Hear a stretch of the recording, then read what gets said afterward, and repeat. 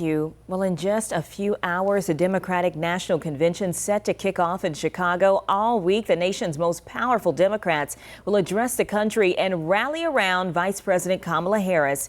WCNC Charlotte's Alice Barr breaks down what to expect. Good morning, Kayland. With protests outside and a new candidate preparing to formally accept her party's nomination here, parallels to Chicago's 1968 Democratic National Convention are impossible to avoid, though one historian tells me there are limits to that comparison. Vice President Kamala Harris is in Chicago as the Democratic National Convention kicks off tonight, previewing her focus over the weekend in a Pennsylvania bus tour. When you know what you stand for, you know what to fight for. The vice president looking to define herself to the American people this week in the still early days of her campaign. The candidate change-up.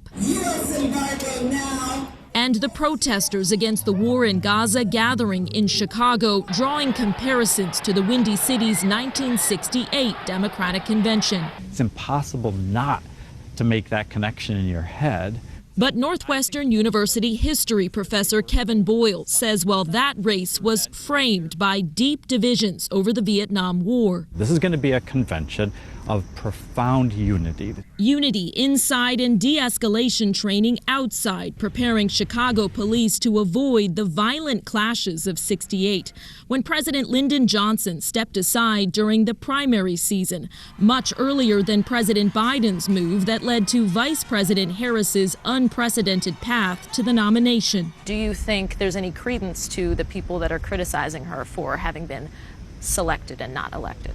There is no rule that says that there has to be an open primary process under these circumstances. So they followed their rules inside the party. That's the way it works. As new national polls show Harris picking up a narrow lead, former President Trump is set to visit 4 swing states this week, working to counteract any post-convention bump for the Democratic ticket. President Biden will deliver the biggest speech of the night tonight, taking on a very different role than he'd anticipated at this convention. Expect the crowd to honor his legacy as he passes the torch with a strong endorsement of his vice president.